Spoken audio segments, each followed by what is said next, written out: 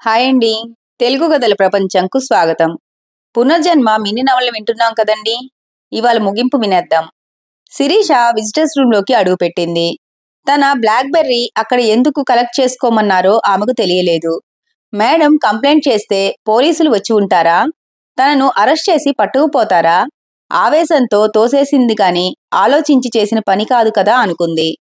Lawyer సరిగ్గా వాదిస్తే శిక్ష పడదేమో. తన డాడీ లాయర్ని పెడతారా? లేక నువ్వు నా కూతురువే కాదు పొమ్మంటారా? దేవుడా కాపాడు అంటూ దండం పెట్టుకుంది. శిరీష ఉలిక్కిపడింది. తనేమిటి దేవుణ్ణి తలుచుకోవటమేమిటి? కష్టాలొస్తే ఎవరికైనా దేవుడే గుర్తొస్తాడా?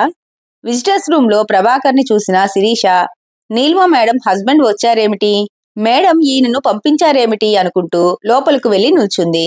ప్రభాకర్ ఒక్క క్షణం ఆమెకేసి చూసి కూర్చోమ్మా అన్నాడు. ఆమె సోఫా అంచు మీద కూర్చుంది. ఇదిగో నీ బ్లాక్బెర్రీ అన్నాడు. శిరీష ఒక్క ఉదుటను లేచి అందుకుంది. ఒక్కసారి కూర్చోమ్మా, నీతో 5 నిమిషాలు మాట్లాడాలి అన్నాడు. శిరీష భయంగా చూస్తూ కూర్చుంది. నీ బ్లాక్బెర్రీలో ఫోటోలు చూశాను. పరాయి మగాలు చూస్తే ఏమవుతుందో ఆలోచించే అటువంటివి తీసుకున్నావా? ఎవరైనా తీశారా లేక సెల్ఫీయా? ఎక్కువగా మాట్లాడుతున్నాను అనుకోకు. నా చెల్లెల్లాంటి దానివని చెప్తున్నాను. నువ్వు చేసిన పని చాలా అపాయకరం. ఎవరైనా ఆ ఫోటో చూస్తే దాన్ని ఇంటర్నెట్లో పెడితే నీ భవిష్యత్తు ఏమై ఉండేది? హద్దుమీరితే లక్ష్మణ్ రేఖ దాటితే సీతాదేవికే రావణాసురుడి చెర తప్పలేదు. ఈ లోకంలో రాముడు వంటి వారు తక్కువ, రావణాసురులు ఎక్కువ. జాగ్రత్త అన్నాడు. శిరీష అతని వైపు చూస్తూ కూర్చుంది. ప్రభాకర్ నిలబడి, నువ్వు నాకేమీ చెప్పనక్కర్లేదు. నేను చెప్పిన సంగతులు ఆలోచించుకో. ఆ ఫోటో డిలీట్ చేసేయ్ అన్నాడు. శిరీష కూడా లేచి నిలబడి, నీలిమ మేడం ఫోటో చూపించారా? ఏం చెప్పారు అంది. నీలిమ ఏమీ చెప్పలేదు అని పైకి అని, మనసులో నీలిమ ఏమీ చెప్పే స్థితిలో లేదు అనుకుని ఆల్ ది బెస్ట్ అని శిరీషతో చెప్పి ప్రభాకర్ బయటకు వెళ్ళిపోయాడు. శిరీష వెళ్ళిపోతున్న అతని వైపే చూస్తూ నిల్చుంది. ఆమె మనసులో ఉన్నది గండం తప్పినందుకు ఆనందమా? భవిష్యత్తులో ఏం జరుగుతుందోనన్న భయమా? నీలిమ పాఠం పూర్తి చేసి వచ్చేసరికి తండ్రి సీతారామారావు ఆమె కోసం ఎదురు చూస్తూ ఉన్నాడు. అదేమిటి నాన్న, ఆటోలో ఇంటికి వచ్చేదాన్ని కదా అన్న ఆమెతో, నా తృప్తి కోసం వచ్చాను అన్నాడు. మనసులో మాత్రం నువ్వు సొంతంగా అన్ని పనులు చేసుకునే రోజు కోసమే చూస్తున్నాను అనుకున్నాడు. నీలిమ మనసులో నేను తిన్నగా ఇంటికి వెళ్ళగలిగేదాన్నా అన్న అనుమానం కలిగింది. ఇంటికి వెళ్ళగానే తల్లి అత్తగారు కలిసి ఆమెకు దిష్టి తీశారు. రాత్రి భోజనాలయ్యి పిల్లలు నిద్రపోయాక ప్రభాకర్, నా సింగపూర్ ట్రిప్ ఫైనలైజ్ అయింది. ఈ శనివారం రాత్రి, అదే తెల్లారితే ఆదివారం అనగా ప్రయాణం. ఇప్పుడు నెల అంటున్నారు. 6 వారాలుండమంటారో లేక 2 నెలలు చేస్తారో తెలియదు అన్నాడు. భవానీ, పర్వాలేదులే, నీలిమ ఇక్కడకు వచ్చేసిందిగా. తల్లి తండ్రి ఇద్దరూ లేకపోతేనే కష్టం అంది. ప్రభాకర్ వాకింగ్కి వెళ్దాం వస్తావా అని భార్యను అడిగాడు. నీలిమ సరేనని లేచి నిల్చుంది. ఓ అరగంటలో వచ్చేస్తాం అని చెప్పి ప్రభాకర్ బయలుదేరాడు. నీలిమ అనుసరించింది. కొంచెంసేపు వాతావరణం గురించి, రాజకీయ వాతావరణం గురించి మాట్లాడుకున్నాక, నీలిమ, నిన్ను ఈ ప్రశ్న అడగకూడదని, అడిగి నీ మనసు బాధించకూడదని నాకు తెలుసు. కానీ 2 రోజులుగా ప్రయత్నించినా ఉండబట్టలేక అడుగుతున్నాను. శిరీష అనే స్టూడెంట్ కానీ, ఆమె తన బ్లాక్బెర్రీ నీకివ్వటం గాని కొంచెమైనా గుర్తొస్తున్నాయా అన్నాడు. నాకు ఏమాత్రమూ గుర్తులేదు అన్నది. నీ ఫోన్లో ఛార్జ్ అయిపోతే తనను అడిగి తీసుకున్నావని చెప్పింది అన్నాడు. అవునేమో, నాకు గుర్తులేదు అన్నది నీలిమ. అలా తీసుకొని ఉంటే ఆమె ఫోన్ నుంచి నాకు కాల్ రావాలి కదా. ఇంకెవరికైనా చేశావేమో అన్నాడు. చేసి ఉంటే ఎవరో ఒకరు చెప్పేవారు కదా. అదీకాక నీ ఫోన్లో ఛార్జ్ అయిపోలేదు. నేను చాలాసార్లు చేశాను. రింగ్ అవుతూనే ఉంది. నువ్వు తీయలేదు. ఎంత కంగారు పడ్డానో అంటూ ప్రభాకర్ ఆమె చేతిని పట్టుకున్నాడు. అతని ప్రేమకు ముగ్ధురాలవుతూ నీలిమ అతని చేతిని గట్టిగా నొక్కింది. ఆ క్షణంలోనే, ఈయన నా భర్త, నన్ను అమితంగా ప్రేమిస్తున్నారు. నేను అంతే ప్రేమను కురిపిస్తున్నానా, కురిపించగలనా అనుకుంది. శిరీష ఫోన్ నీకు ఇచ్చి ఉంటుందా అనుమానంగా అన్నాడు ప్రభాకర్. పోనీలేండి, ఏమై ఉంటేనేమి, ఆమె ఫోన్ ఆమెకు చేరింది. ఇక ఆ విషయాన్ని వదిలేద్దాం అన్నది. అది కాదు నీలిమ అంటూ ఒక్క క్షణం ఆగి, చెప్పనా వద్దా అని సంశయించి చెప్పడమే మేలని నిర్ణయించి వివరాల కోసం బ్లాక్బెర్రీ తెరిచి చూశాను. అందులో ఆ అమ్మాయి అర్ధనగ్న ఫోటో ఉంది అన్నాడు. నీలిమ ఒక్క క్షణం నిలబడి, ఈ తరం పిల్లలు చాలా ఫాస్ట్ అని పేపర్లో చదువుతున్నాను, టీవీలో చూస్తున్నాను, నిజమేనన్నమాట అంది. నిజమేనని ఇప్పుడు కాదు నీలిమ, నువ్వు ఇదివరకు కూడా చెప్పేదానివి. కాలేజీలో పిల్లలకు చదువు చెప్పటంతో సరిపోదు, వాళ్ళ ప్రవర్తనను తీర్చిదిద్దాలని తాపత్రయపడేదానివి. అవును కాబోలు అనుకుంది నీలిమ. ఈ సెల్ఫీ గురించి ఆ పిల్లనేదో అని ఉంటావు. ఆ అమ్మాయి నీ నెత్తి మీద కొట్టి ఉంటుంది అని మా అమ్మకి ఈ సంగతి తెలిస్తే తప్పకుండా అని ఉండేది. నువ్వు కాలేజీ గ్రౌండ్స్ లో పడిపోయినప్పుడే ఇలాంటి మాట అంది. అందుకే బయటకు తీసుకొచ్చి మాట్లాడుతున్నాను అన్నాడు. చాచా, అలా అయి ఉండదు అన్నది నీలిమ. ఏమవదు? శిరీష కొట్టడం అవదా? మా అమ్మ అనడం అవదా అన్నాడు. నీలిమ కొద్దిగా వణికింది. చలివేస్తున్నట్లుంది, పద ఇంటికి పోదామన్నాడు ప్రభాకర్. ఆ రాత్రి శిరీష ఎవరు? ఆమె ఫోన్ తన బ్యాగ్లోకి ఎలా వచ్చింది? తనే ఇచ్చిందా లేక నేనే లాక్కున్నానా? భగవంతుడా, ఇంత మతిమరుపునిచ్చావేమిటి తండ్రి అనుకుంటూ నీలిమ నిద్రపోలేదు. అదే రాత్రి శిరీష ఫోను నీలిమ బ్యాగ్లో ఎలా ఉంది? ఆమె ఎటువంటిది? నీలిమ పడిపోవటానికి ఆమెకు సంబంధము ఉందా? ఒకవేళ ఉంటే ఇంతటితో నీలిమను వదిలేస్తుందా? ఇంకా కక్ష సాధిస్తుందా? ఫోను తిరిగి ఇవ్వడం తప్ప? ఇటువంటి భయాందోళనలతో కూడిన ఆలోచనలతో ప్రభాకర్ పడుకోలేకపోయాడు. మర్నాడు ఉదయం ఆఫీస్కి వెళ్లే ముందు ప్రభాకర్ కాలేజీ ప్రిన్సిపల్ ని కలుసుకొని మాట్లాడాడు. ఆవిడ నీలిమ టీచింగ్ మునుపటిలాగానే సాటిస్ఫాక్టరీగా ఉంది. ఈ ఏడాది చివరి వరకు ఆమె లీవ్ లో ఉండటం మంచిది. లాస్ ఆఫ్ పే మీదనే మేనేజ్మెంట్ సెలవిస్తుంది. నెక్స్ట్ ఇయర్ నుంచి డ్యూటీలో చేరవచ్చు. ఫస్ట్ ఇయర్స్ కి చెప్పడంతో మొదలెడితే స్టూడెంట్స్ పేర్లు తెలియకపోవటం ఉండదు. ఈవేళ కాలేజీ కమిటీతో మాట్లాడతాను అంది. ప్రభాకర్ థ్యాంక్స్ చెప్పి, నిన్న శిరీష అనే అమ్మాయి ఫోన్ రిటర్న్ చేశాను కదా, ఆమె ఎలాంటి స్టూడెంట్ అని అడిగాడు. Just average student. ఈ మధ్య పెర్ఫార్మెన్స్ పడిపోయిందని రిపోర్ట్స్ వచ్చాయి. ఏం, ఎందుకని అని అడిగింది. ఇన్నాళ్లుగా ఆమె బ్లాక్బెర్రీ నీలిమ బ్యాగ్ లో ఉండిపోయింది కదా, తనకు ఇబ్బంది అయి ఉండవచ్చు. ముఖ్యమైన డేటా ఇందులో స్టోర్ చేసుకుందేమో అన్నాడు ప్రభాకర్. అలా ఏమీ ఉండదు, చెప్పానుగా, she is just an average student. అయినా ఇప్పటి జనరేషన్ గురించి చెప్పేదేముంది, ఒకటి పోతే వెంటనే రెండోది కొనుక్కుంటారు. ప్రభాకర్ కి శిరీష గురించి వివరాలు ఎలా అడగాలో తెలియలేదు. ప్రిన్సిపల్ కి థ్యాంక్స్ చెప్పి ఆఫీస్కి బయలుదేరాడు. శిరీష మనస్సు గాలిలో తేలిపోతుంది. తన బ్లాక్బెర్రీ తన చేతికి వచ్చేసింది. నీలు మేడం తనను తోసేసిన సంగతి ఎవరికీ చెప్పలేదు. తనేమీ కావాలని తోసేయలేదు కదా. ఫోన్ తీసుకునే ప్రయత్నంలో ఆవిడ పడిపోయింది. తన తప్పేమీ లేదు. పడిపోయిన మనిషికి ఫస్ట్ ఎయిడ్ ఇవ్వాల్సిన అవసరం లేదా? ఆవిడను పట్టించుకోకుండా వదిలేయడం తప్పు కాదా అని అంతరాత్మ ప్రశ్నించినా ఆమె నిర్లక్ష్యంగా అంతరాత్మ ప్రశ్నను పక్కన పెట్టేసింది. ఒకచోట ఒంటరిగా కూర్చొని మెసేజ్ నిఖిల్ కి టైప్ చేయటం ప్రారంభించింది. నా సెల్ఫీ పంపుతున్నాను, వాసన లేని పువ్వు అన్నావే, అప్పటి ఫోటో. నా బ్లాక్బెర్రీ దొరుకుతుందని ఎంత చెప్పినా నువ్వు నమ్మలేదు. దొరికింది, ఎప్పటిలానే ఐఆమ్ ఆల్వేస్ రైట్ అన్నది. మెసేజ్ ని ఫోటోను పంపబోతున్న శిరీష ఒక క్షణం ఆగింది. నేను ఎప్పుడు రైటు అని రాసేసింది గాని తను ఎప్పుడు రైట్ అవ్వాలని రూల్ ఉందా? ఇప్పుడు ఈ పనిలో ప్రమాదం ఉందా? తను తప్పు చేస్తోందా? ఆనాడు నీలిమ మేడం తను చేస్తున్నది ప్రమాదమని హెచ్చరించారు. నిన్న ఆవిడ భర్త కూడా అదే అన్నారు. ఇప్పుడు తను చేస్తున్న పనిలో ప్రమాదం ఉందా అనుకుంది. ఈ సెల్ఫీని వెబ్ మీద పెడితే పబ్లిక్ అంతా చూడటానికి వీలు కల్పిస్తే ఏమవుతుంది? ఛ, నిఖిల్ అలాంటి వాడు కాదు. తనకి మాత్రమే నేను, నా అందము పరిమితం కావాలనుకుంటాడు కానీ అందరినీ చూడనివ్వడు అనుకుంది. నిఖిల్ అలాంటి వాడు కాకపోవచ్చు గాని మధ్యలో ఎవరైనా హ్యాకింగ్ చెయ్యొచ్చు కదా. అలాంటి దుర్మార్గులు ఎవరైనా ఈ ఫోటోని పబ్లిక్ ప్రాపర్టీ చేస్తే తను బతుకేం కాను. తన తండ్రికి తెలిస్తే పీక నులిమి చంపేస్తాడు. ప్రస్తుతానికి పంపకపోవడమే మంచిది. నెక్స్ట్ టైం కలిసినప్పుడు తనే చూపించవచ్చును. శిరీష మెయిల్ ని పంపే ప్రయత్నం విరమించుకుంది. శనివారం సాయంత్రం పిల్లలిద్దరినీ పక్కన కూర్చోబెట్టుకుని ప్రభాకర్ తాను సింగపూర్ వెళ్తున్నానని, అమ్మను కష్టపెట్టకుండా బుద్ధిగా ఉండాలని చెప్పాడు. సింగపూర్ నుంచి ఏం తెచ్చి పెట్టాలని అడిగిన తండ్రితో ఏమీ వద్దు, తొందరగా వచ్చేస్తే చాలు అంది నీరజ. ప్రభాకర్ భార్యకేసి చూసి పిల్లలను చక్కగా పెంచుతున్నావు అన్నాడు. నీలిమ అవునా అన్నట్లు చూసింది. ఆమె ముఖంలో ఉన్నది గర్వమా లేక సందేహమా తెలియలేదు. రాత్రి భర్తతో నీలిమ తాను ఎయిర్పోర్ట్ కి వస్తానని అడిగింది. ఎందుకు నీలిమ? రైలు ప్రయాణంలోలా ఎలాగూ లోపలకు రానివ్వరు కదా. కారు దిగుతూనే నేను లోపలకు వెళ్ళిపోవాలి. గుమ్మంలోనే టాటా చెప్పు అన్నాడు. ఇంకో గంట సేపు మీతో ఉండొచ్చు కదా అంది. నీలిమ ఎందుకింత బేలగా అడుగుతుందో ప్రభాకర్కి తెలియలేదు. విదేశీ ప్రయాణం ఇదేమీ మొదటిసారి కాదు. ఇదివరకు ఎప్పుడూ ఇలా అడగలేదు. ప్రమాదం తరువాత జ్ఞాపకాలతో పాటు ధైర్యాన్ని కోల్పోయిందా?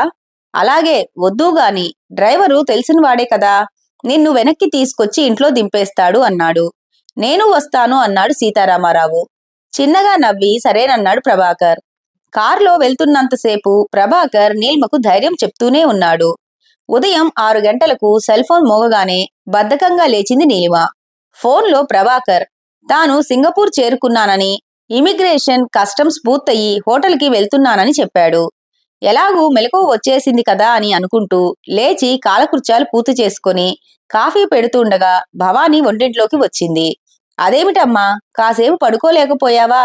రాత్రి ఇంటికి వచ్చేసరికి ఆలస్యం అయి ఉంటుంది కదా అన్నది. ఇప్పుడే మీ అబ్బాయి ఫోన్ చేసి క్షేమంగా చేరారని చెప్పారు. ఎలాగూ మెలకువ వచ్చేసింది. కాఫీ పెట్టుకుని తాగుదాం అనుకుంటుంటే మీరు లేచారు అన్నది. ఇంతలో జానకీదేవి కూడా లేచి వచ్చింది. ముగ్గురు కాఫీ తాగాక నీలిమ వెళ్లి పిల్లలను నిద్రలేపింది. వాళ్ళు పళ్ళు తోముకొని పాలు తాగి టీవీ ముందు కూర్చున్నారు. అమ్మ పెట్టిన రూల్ తెలుసుగా, అరగంట మాత్రమే చూడాలి అంది భవానీ. ఓకే అన్నారు అరవింద్, నీరజలు. నీలిమ వంటింట్లో బ్రేక్ఫాస్ట్ చేసే ప్రయత్నంలో ఉంది. ఎందుకమ్మా అని తల్లి అత్తగారు ఎంత చెప్పినా వినలేదు.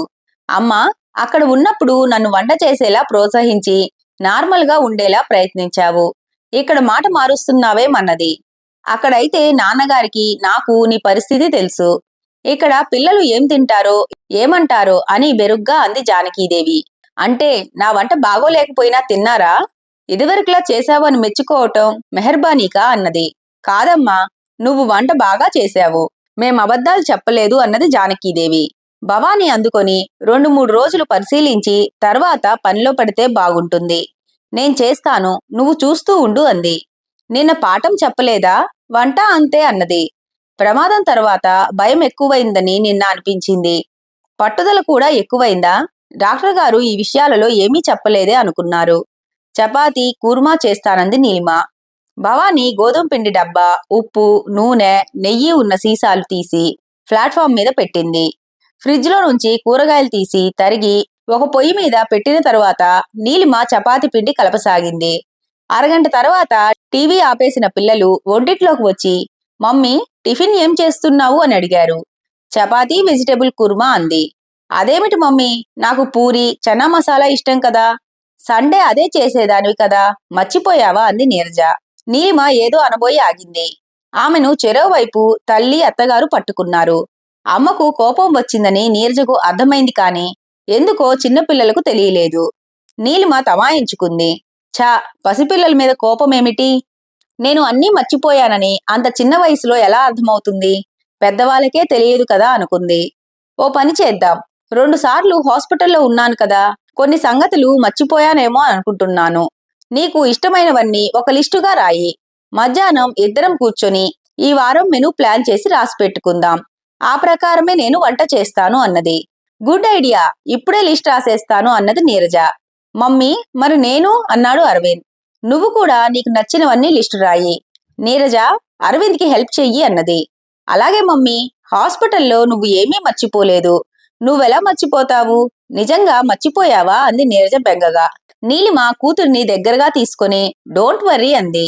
మమ్మీ, నన్ను తీసుకోవా అంటూ అరవింద్ దగ్గరగా వచ్చాడు. నీలిమ పిల్లలిద్దరినీ దగ్గరగా తీసుకుంది. వాళ్ళు ఆమె చేతులు పట్టుకొని బయటకు తీసుకుపోయారు. వియ్యపురాళ్ళిద్దరూ నవ్వుకుంటూ టిఫిన్ చేసే పనిలో పడ్డారు. ఆ రోజు సాయంత్రం శిరీష నిఖిల్కి బ్లాక్బెర్రీ నుండి ఫోన్ చేసింది. నెంబర్ చూసుకున్న నిఖిల్ గతుక్కుమన్నాడు. ఏమిటిది? శిరీష మొత్తానికి బ్లాక్బెర్రీని సంపాదించినట్లుందే, సడన్ గా ఎలా దొరికిందబ్బా? తను ఏదో మాట వరుసకి ఇంకో ప్రియుడికి ఇచ్చావేమో అన్నట్లుగా అన్నాడు. మొహం మొత్తాక వదిలించుకునేందుకు ఒక మార్గంగా ఎన్నుకున్నాడు. సీతాదేవి అగ్ని పరీక్షతో రుజువు చేసుకున్నట్లుగా బ్లాక్బెర్రీని వెతికి పట్టుకొని శీలాన్ని రుజువు చేసుకుంటానని ఛాలెంజ్ చేసిందన్నాడు. ఇప్పుడు నిజంగానే సంపాదించింది. ఇప్పుడేం చెయ్యాలి అనుకున్నాడు. ఆ క్షణంలోనే నిఖిల్లో అనుమానం పిశాచి ప్రవేశించింది. తను మనసు లోపం లేకుండా మాట అన్నాడు కాని ఆ మాట నిజమేనేమో. ఇన్నాళ్ళు ఇంకొకరి దగ్గర శిరీష ఫోన్ ఉందేమో. తను గట్టిగా నిలదీసినట్లు మాట్లాడేసరికి ఫోన్ వెనక్కి తీసుకుందేమో అనుకున్నాడు. అంతే అయి ఉంటుంది. లేకపోతే ఇంత అకస్మాత్తుగా ఫోన్ ఎలా దొరుకుతుంది? ఎప్పుడైతే మనస్సులో ఒక ఊహ ప్రవేశిస్తుందో అప్పుడే ఆ ఊహ నిజమన్న దానికి కావలసినన్ని ఉదాహరణలు దొరుకుతాయి. శిరీష వేసవికాలం వేడిలాంటిది. ఎప్పటికీ చల్లారనంత కోరిక ఆమెలో ఉంది. పెళ్లి అయ్యే వరకు ఆగే నిగ్రహం కూడా లేదు. ఒక చోట ఆగని వాళ్ళు ఇంకొక చోట మాత్రం ఆగుతారని ఏముంది? తుమ్మెద ఒక పువ్వు తేనెతో తృప్తి పడుతుందా? ఆడతుమ్మెదలు మాత్రం ఉండవా? నిఖిల్ మనస్సులో అనుమానం పెనుభూతంగా మారిపోయింది. నిఖిల్ ఎప్పటికీ ఫోన్ తీయకపోయేసరికి శిరీష బ్లాక్బెర్రీని పెట్టేసి మామూలు ఫోన్తో ట్రై చేసింది. అయినా తీయకపోయేసరికి సెల్ ఫోన్ మర్చిపోయి ఎక్కడికైనా వెళ్ళాడేమో అని అంతటితో సరిపెట్టుకుంది. నీలిమ తల్లిని గాని అత్తగారిని గాని వంటగదిలోకి వారం పాటు రానివ్వలేదు. పిల్లలతో కూర్చొని తయారు చేసిన మెనూ ప్లానర్ ని దగ్గర పెట్టుకోవటం, వంటగదిలో ఏ ఏ చోట ఏమేమి ఉన్నాయో ముందు రోజే చూసి పెట్టుకోవటం, చిన్న సందేహాలుంటే తల్లినో అత్తగారినో అడగటం, పిల్లలకు నచ్చినట్లుగా వండి పెట్టడంతో ఆమెకు వారం గడిచిపోయింది. ఆదివారం ప్రభాకర్ ఫోన్ చేసి స్కైప్ లో అందరితో మాట్లాడాలని ఉందన్నాడు. కంప్యూటర్ ఆన్ చేసి స్కైప్ పెట్టి అందరూ ఒకేసారి మాట్లాడసాగారు. నీలిమ ఒక్కతే వెనకకి ఉండిపోయింది. ఒకరి తర్వాత ఒకరుగా విషయం చెప్పండి. అందరిలోనూ ఒకటే ఆతృత, నీలిమ ప్రోగ్రెస్ గురించి చెప్పాలని. సరే, ముందు పిల్లల ఛాన్స్. డాడీ, మమ్మీ ఈవేళ నాకిష్టమైన పూరి చనా మసాలా చేసింది అంది నీరజ. అరవింద్ అందుకొని, నాకు శాండ్విచ్ నాకు నచ్చినట్లే చేసింది అన్నాడు. నిన్న క్లాసులో అందరికన్నా ముందుగా నేనే మ్యాథ్స్ ప్రాబ్లం చేసేశాను. మై మమ్మీ ఈజ్ గ్రేట్ అన్నది. నేను పోయం తప్పు లేకుండా చెప్పాను. మై మమ్మీ ఈజ్ గ్రేట్ అన్నాడు అరవింద్. ప్రభాకర్ ఆనందంగా, your mummy is of course great, but you are also great అన్నాడు. ఆ పైన పెద్దవాళ్ళందరూ మాట్లాడారు. చివరిగా నీలిమ కంప్యూటర్ ముందు కూర్చుంది. భర్త ముఖంలో ఆనందం ఆమెకెంతో ఆనందాన్నిచ్చింది. నీలాంటి తెలివైన భార్య దొరకటం నా అదృష్టం నీలిమ అన్నాడు. అదృష్టం అన్న మాట నేననాలి అంది నీలిమ. కాదు, నీలోని పాత జ్ఞాపకాలన్నీ మరుగున పడ్డాయి. జ్ఞాపకశక్తి పోలేదన్నారు డాక్టర్లు. పాత విషయాలన్నీ మళ్ళీ నేర్చుకోవాలన్నారు. ఎలారా భగవంతుడా అని భయపడ్డాను. కానీ నీ జ్ఞాపకశక్తి అమోఘం. అతి తక్కువ సమయంలో అన్నీ నేర్చుకున్నావు. నేర్చుకోవలసింది చాలా ఉంది. ఈవేళ సాయంత్రం సుదర్శన్ గారు ఫ్యామిలీతో వస్తామన్నారు అంది నీలిమ భయంగా. ఏం భయం లేదు. వాడికి జీడిపప్పు పకోడీ ఇష్టం. అది చేస్తూ వంటింట్లో ఎక్కువ సమయం ఉండిపో. మిగతా వాళ్ళు మేనేజ్ చేస్తారు. పిల్లలు రెసిడెన్షియల్ స్కూల్లో చదువుతున్నారు అంటూ కొన్ని వివరాలు చెప్పాడు. సాయంత్రం తల్లితోనూ భార్యతోనూ వచ్చిన సుదర్శన్ని నీలిమే స్వయంగా ఆహ్వానించి కుశల ప్రశ్నలు వేసింది. పిల్లల గురించి వాళ్ళ చదువుల గురించి అడిగి వంటింట్లోకి వెళ్లి జీడిపప్పు పకోడీలు మొదలుపెట్టింది. భవానీ పకోడీలు ప్లేట్లో సర్ది హాల్లోకి పట్టుకొచ్చి అతిథులకు ఇచ్చింది.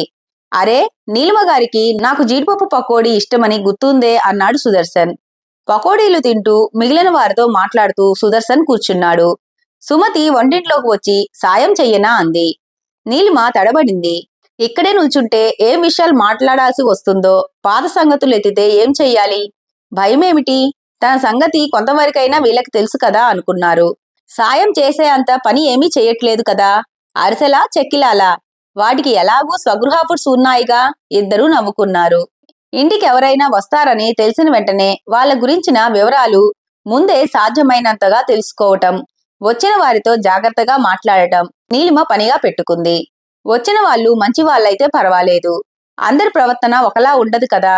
కొందరైతే నీలిమ చిన్న పొరపాటు మాట అన్నా అన్నీ మర్చిపోయావని విన్నప్పుడే అనుకున్నాంలే, ఇవేమైనా స్కూలు పాఠాలా, కంటదా పట్టటానికి జీవితపు పాఠాలు అనేవారు.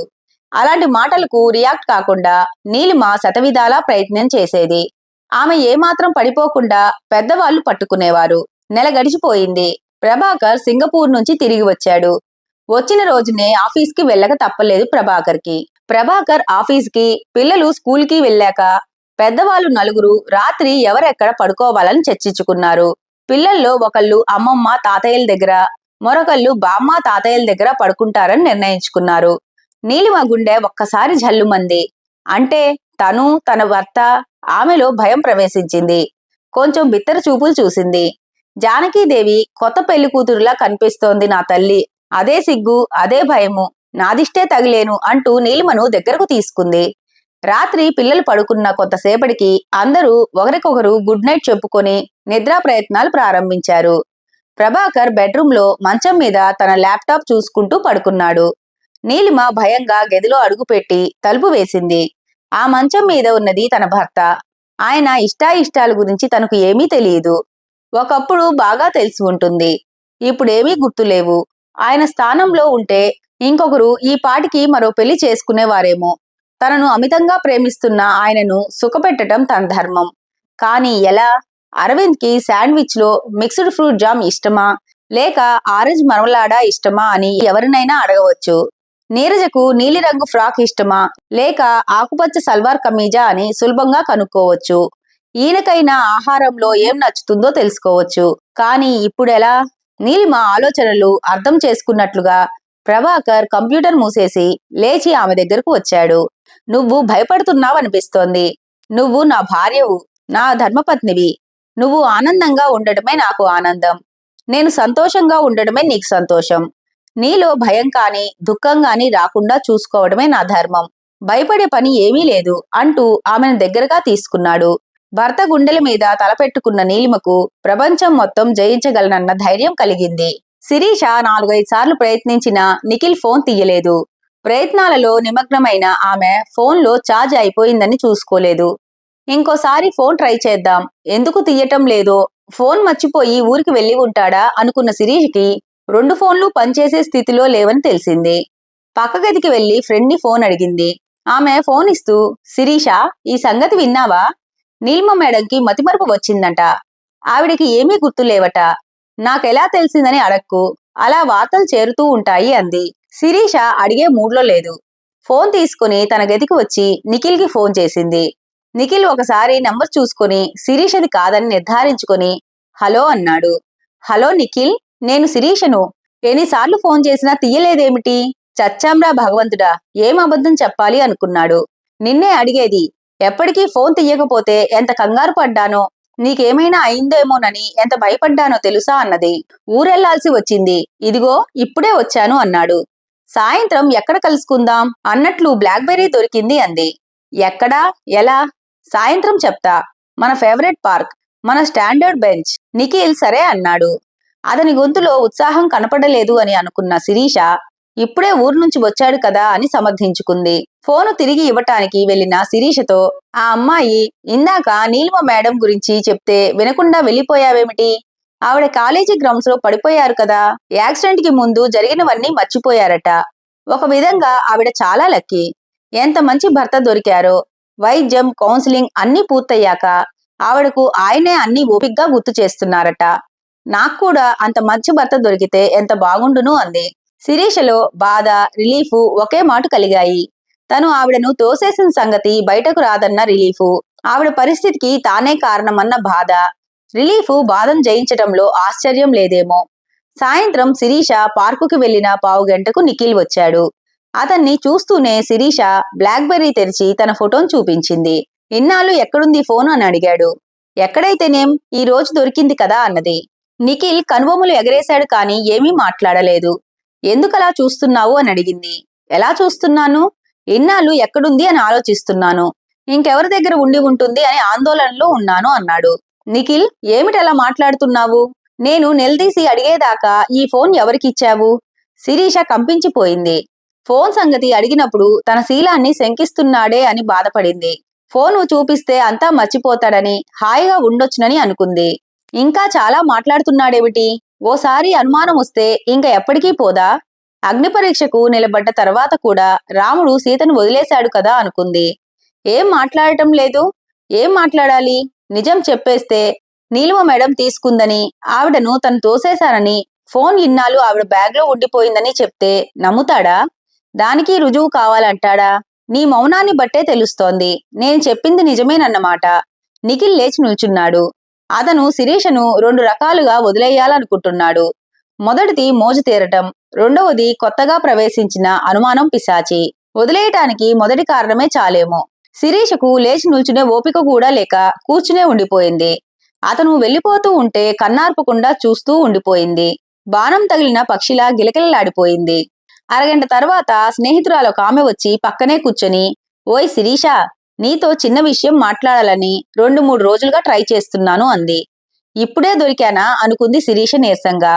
నేను నీకు చెప్పేది వింటే నీకు నమ్మాలనిపించకపోవచ్చు. నువ్వంటే నాకు జలసీ ఉంది. కాబట్టి చెప్తున్నాననుకోవచ్చు. కానీ నీ ఫ్రెండ్ని నీ మంచి కోరి చెప్తున్నా. నా లైఫ్లో మంచి అంటూ ఏమైనా మిగిలిందా అనుకుంది శిరీష. నువ్వు చాలా మంచివాడు, నిన్ను తప్ప ఇంకొకరిని కన్నెత్తైనా చూడడు అని అనుకుంటున్నా నిఖిల్ శ్రీరాముడు కాదు శిరీష. ఇదిగో ఈ ఫోటో చూడు. సెల్ ఫోన్లో ఫోటోను చూసిన శిరీషకు దెబ్బ మీద దెబ్బ తగిలిందని కూడా అనిపించలేదు. మొదటి దెబ్బ అంత గట్టిగా తగిలినందువల్లనేమో. హోటల్కి వెళ్ళినప్పుడు చూశాను. తప్పు చేశానేమో తెలియదు గాని ఫోటో తీశాను. అపార్థం చేసుకుంటున్నానేమో అని అనుకున్నాను. చెల్లెలో మరో బంధువుల అమ్మాయో కావచ్చు కదా అని నచ్చజెప్పుకున్నాను.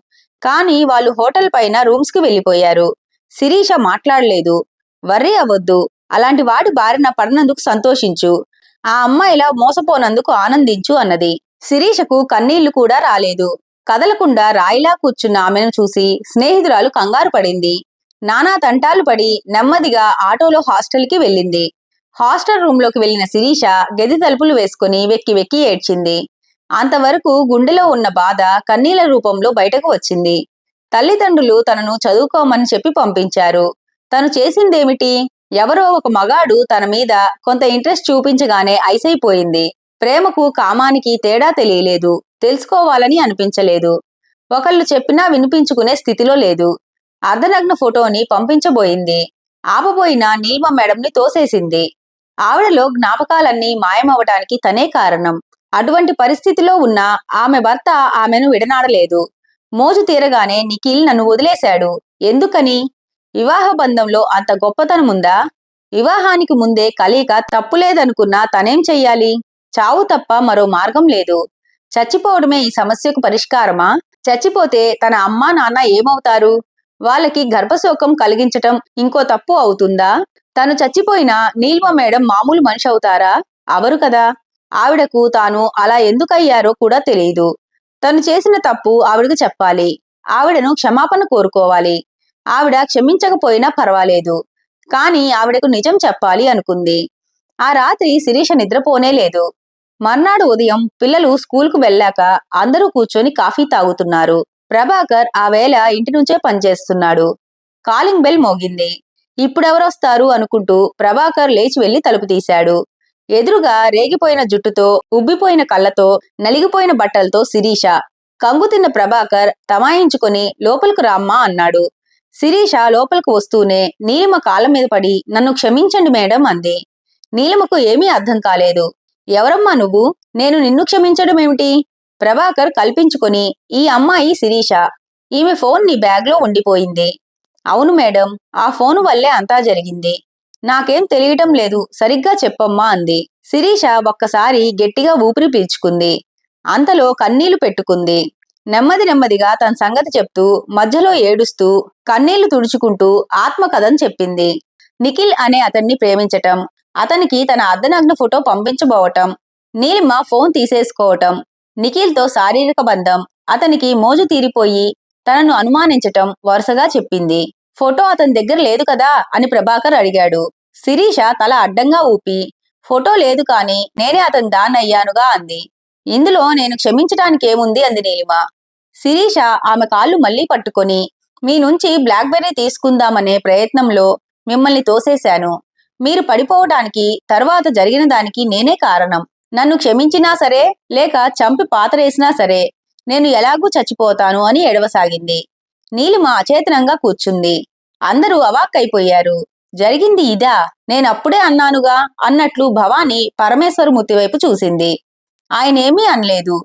జానకీదేవి తల్లి హృదయం తల్లడిల్లిపోయింది. తన బంగారు తల్లి స్థితికి కారణం ఈ పిల్లనా? కొంతసేపు శిరీష ఏడుపు తప్ప ఏమీ వినిపించలేదు. ఆ పైన నెమ్మదిగా నీలిమ శిరీషను లేవనెత్తి పక్కన కూర్చోబెట్టుకుంది. ఇందులో క్షమించడానికేముంది? నువ్వు ఏమీ కావాలని చేయలేదుగా, ఆవేశంలో తోసేశావు. మేడం, నేను చచ్చిపోతాను అన్నది. ఎందుకు అంది నీలిమ. మీకు ఘోరమైన స్థితి తెచ్చాను. నా శీలం పోగొట్టుకున్నాను. ఇంకెందుకీ బ్రతుకు అంది శిరీష. శీలమంటే ఏమిటి అంది నీలిమ. శిరీష అయోమయంగా చూసింది. నీ మీద మోజుపడి నిన్ను మోసం చేసిన వాడికి శీలం లేదు. వాడు హాయిగా ఉన్నాడు. నువ్వెందుకు చచ్చిపోవటం అంది నీలిమ. శిరీష మరి బతికి ఏం చెయ్యాలి అంది.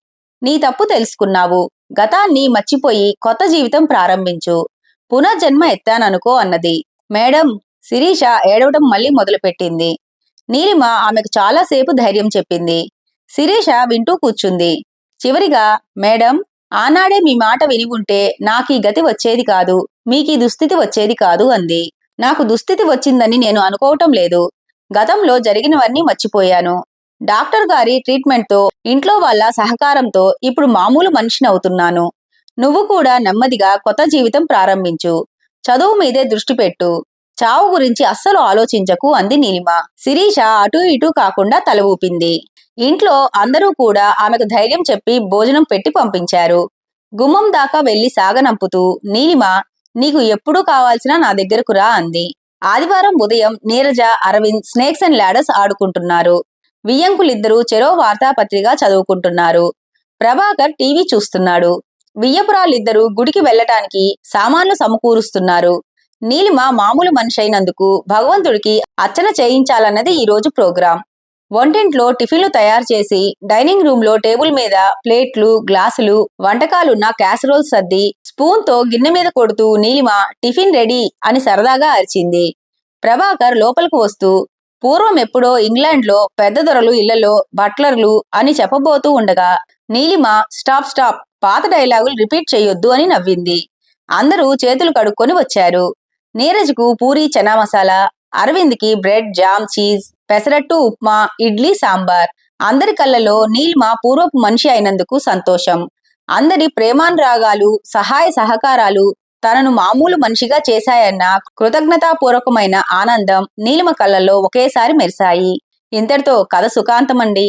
ఈ నవలిక గనక మీకు నచ్చినట్లయితే లైక్ చేసి, షేర్ చేసి, కామెంట్ చేసి, ఈ నవలిక మీద మీ అభిప్రాయాన్ని తెలిపి నన్ను సపోర్ట్ చేసేయండి ఫ్రెండ్స్. ఇక ఉంటానండి. By by.